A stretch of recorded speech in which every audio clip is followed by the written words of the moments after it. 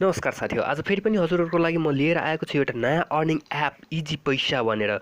हजुर यहाँ हेर्न सक्नुहुन्छ मेरो मोबाइल स्क्रिनमा इजी पैसा भनेर यो एप रहेको छ र जहाँ हजुरले एनटीसी एनसेल अथवा इसेवाको मा पैसा कमाउन सक्नुहुन्छ। एनटीसी वा एनसेलको रिचार्ज गर्न सक्नुहुन्छ अथवा इसेवामा ट्रान्सफर गर्न सक्नुहुन्छ। र आज हामी हेर्नेछौँ कि कसरी यो एपबाट हामी पैसा कमाउन सक्छौँ भनेर। र सबभन्दा पहिले त यो एप हजुरले प्ले स्टोरबाट डाउनलोड गर्न सक्नुहुन्छ। त्यसैले प्ले स्टोरमा जानुस् र इजी पैसा अर्निङ एप भनेर सर्च गर्नुस्। यहाँ सर्च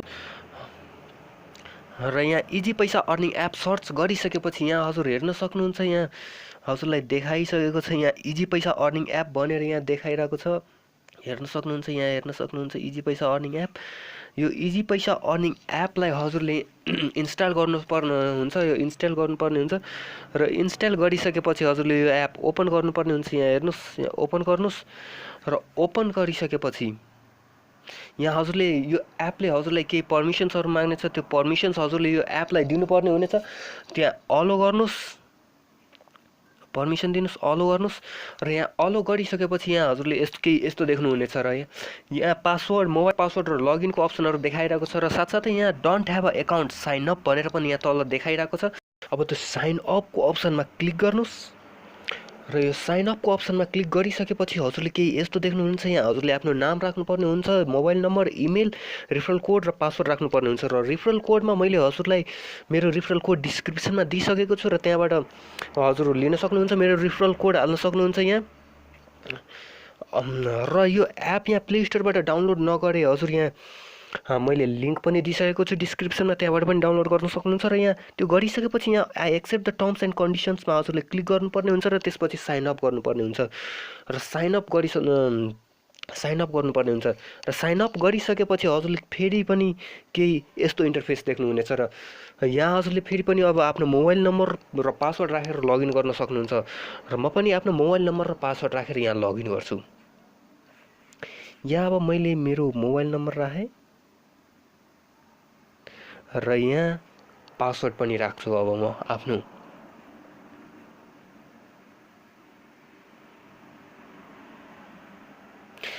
र अब यहाँ मैले आफ्नो मोबाइल नम्बर र पासवर्ड राखिसकेको छु। अब म यहाँ लगइन गर्छु।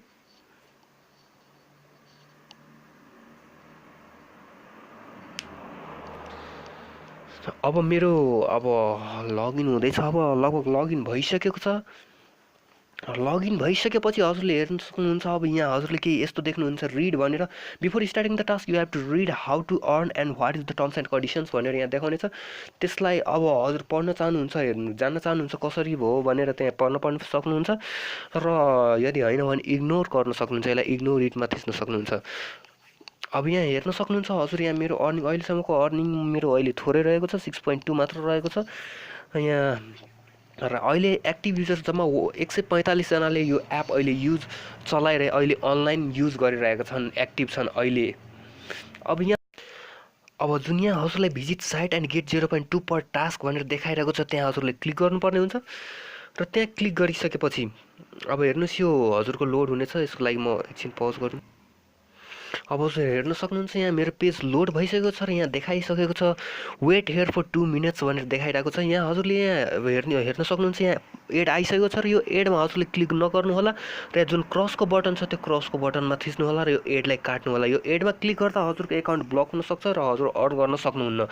र यसरी हजुरले यहाँ 2 मिनटसम्म यो साइटमा बस्नुपर्ने हुन्छ। र यसरी 15-15 सेकेन्डमा हजुरको एड आउनेछ र त्यो एड काट्नुपर्ने हुन्छ हजुरले।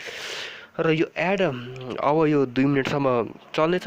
त्यति बेलासम्मको लागि फेरि पनि म यो भिडियो पज गर्नेछु र यो भिडियो 2 मिनट पुगिसकेपछि म स्टार्ट गर्नेछु। अब हाम्रो 2 मिनट पुरा भइसकेको छ र यो अन्तिम एड रहेको छ, यसलाई पनि म काट्छु।